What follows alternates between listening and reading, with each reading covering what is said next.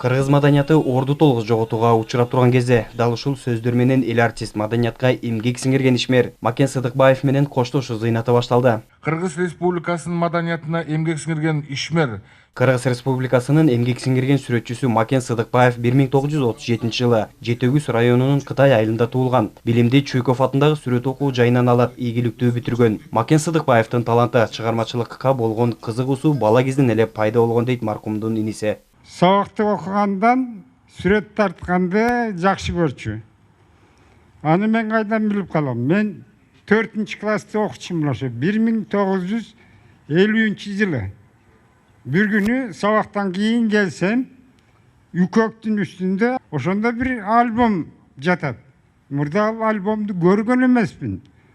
Anan açıp karayın desem, ajerde tolgon tokoy сүрөттөр tartılıptır. Oy, menin Maken ağam degen çoğun сүрөтчү болот, kıyın сүрөтчү болот dep maktanчымын. Чыгармачылык жолунда кесиптештери маркум жөн эле сүрөтчү эмес, таланттуу режиссер да болгонун айтышууда. Макен Сыдыкбаев көп жылдык чыгармачылык жолунда театрда көптөгөн спектакльдерди коюуга жетишкен. Өзү өнөрпоз болчу живопистен, өтө жакшы мыкты сүрөтчү болчу живопис. Анын сүрөттөрү Кооперативдин музейинде, коллекцияда экспозицияланып турат.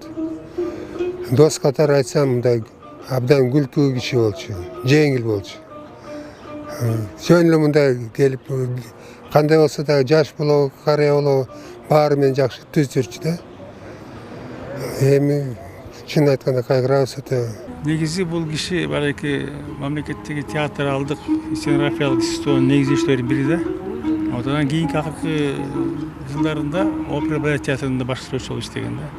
Аякта азыркы биздин сактанып жүрүп аткан Акулар көлү деген бар, Травиата операсы бар, балет, Дон Кихот балети бар.